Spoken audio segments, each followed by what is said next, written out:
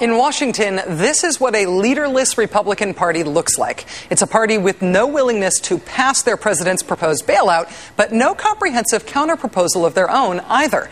There was that one thing last week about a blue ribbon commission and more deregulation, but even that petered out by this week.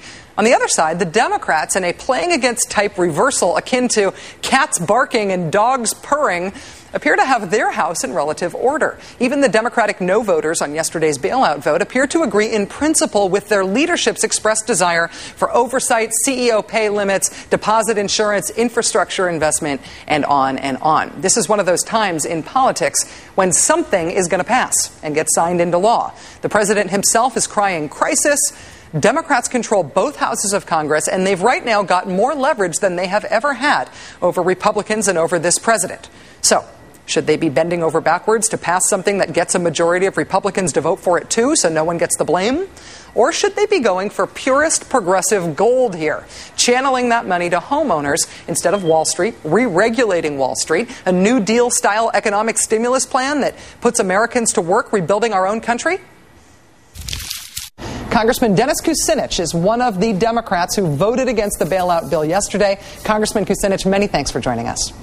Thank you. Kind of raises the question of what a Democrat is. I mean, think of the basic principle of this bailout, that we would borrow money from banks, because that's the only way we're going to get the $700 billion. We borrow money from banks to give to banks so that they can give us $700 billion worth of toxic debt from all over the world. I don't know. I couldn't vote for this, and unless they have some dramatic change in what they're doing that helps homeowners, depositors, pensioners, I'm not going to vote for it, and I think a lot of others will not either. Well, what kind of dramatic change would it have to be for you to, for them to earn your support? Are you against a rescue or a bailout no matter what, or are there elements of this that could be changed that would make it attractive enough to earn your vote? Let's look at the fundamental premise. What has been proposed is top-down. That we give the money to Wall Street and somehow it's going to trickle through the economy and help everyone. Well, what I propose and what others are interested in is bottom-up. The essential problem in our economy is the fact that millions of homeowners can't pay their mortgages. That's what's causing a liquidity problem to the extent one exists.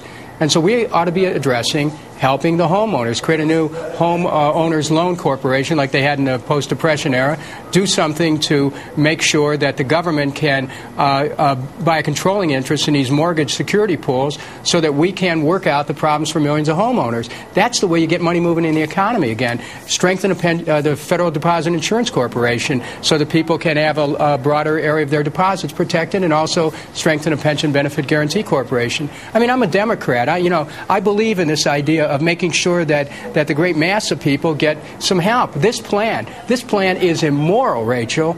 This plan is a disgrace. It bails out people in Wall Street who have speculated and who would drive this economy into the ground unless we have some controls on them at both the Fed and the Securities and Exchange Commission. Are you confident that if there was massive aid to homeowners, if, as you say, the liquidity problem could be solved by helping Americans who can't pay their mortgages, which, after all, is the house of cards on which all of these Wall Street castles have been built, are you confident that helping homeowners, doing a sort of bottom-up plan like you're describing, would ultimately save enough of the financial institutions that are at risk right now that we would be left with anything looking like a private financial sector? Well, you have to understand that the private financial sector exists in synergy with the mass of Americans. I mean, Roosevelt understood that when he put forth the New Deal. I mean, what I'm proposing is really a page out of classic New Deal economics. You know, help the many, and in that way you also help the few.